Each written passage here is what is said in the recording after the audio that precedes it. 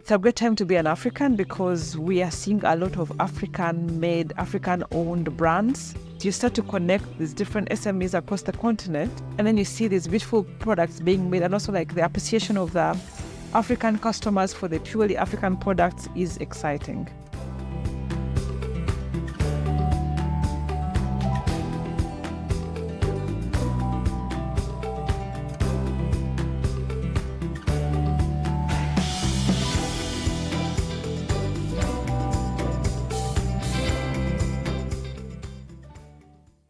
You are very welcome to our factory in Nilotica district. This is Moo Me Gen Oils of Hope. We are located in Aminachak village in Bajobi sub-county, Otuke district. Moo Me Gen means Oils of Hope in Leblango, the language which is spoken here in Otuke. We produce natural cosmetic oils from indigenous Ugandan trees. It takes about 1 year from fruiting to the nut becoming butter. Then we collect the shea nuts from the communities. We dry them for about 5 months for them to be fully dried. Then we wash them, and then we dry them again, and then we process them to make the butter.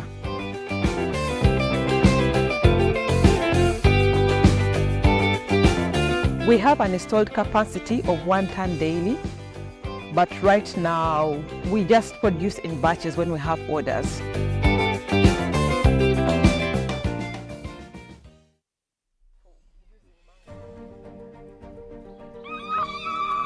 Very welcome. Here we are meeting one of our cooperative groups that supplies with shea nuts.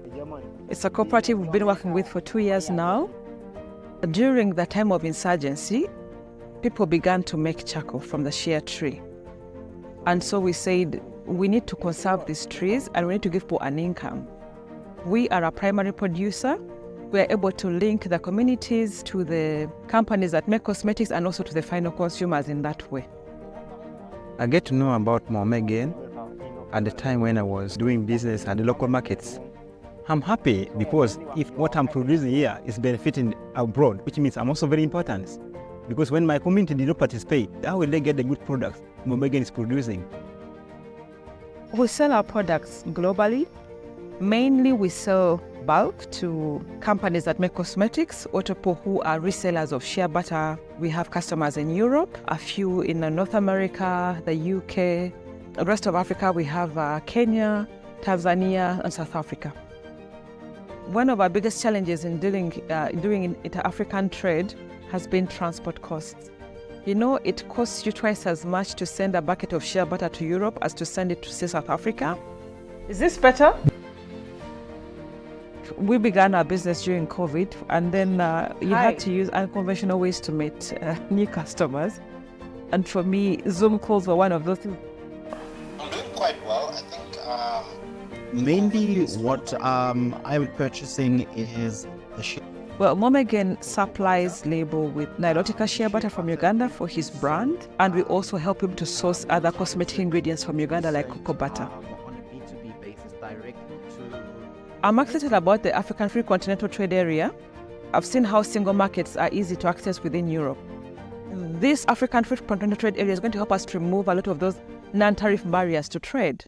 Say the UNBS standard, I'm able to trade within Africa, not having to meet so many standards to sell in different markets.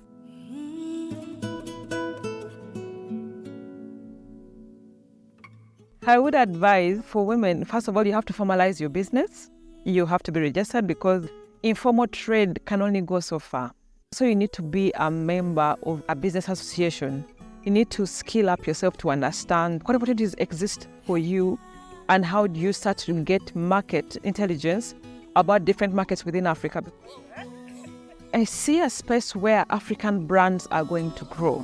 A space where you walk into a shelf and you see made in Kenya, made in Uganda, made in Tanzania, all African-made products that are now accessible to us and not just all of us as Africa trading with the world and not with one another.